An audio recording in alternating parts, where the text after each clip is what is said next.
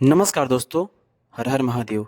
दोस्तों, आलमराज ने गाया ऐसा गाना कि पावर स्टार और ट्रेंडिंग स्टार ढूंढ रहे हैं बेसब्री से।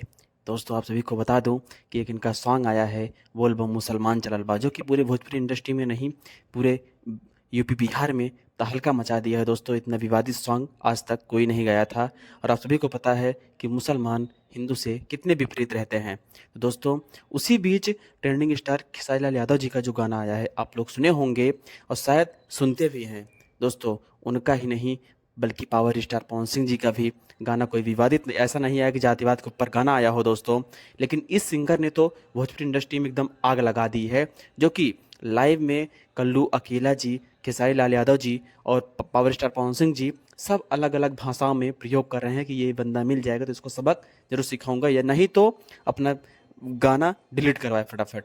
विवादित गाना देखो, मुसलमान के ऊपर गाना गाना चाहिए, लेकिन अगर कोई अपने दबंगई पे गाते हो तो भगवान किसी का एक का मसीहा नहीं होता दोस्तों।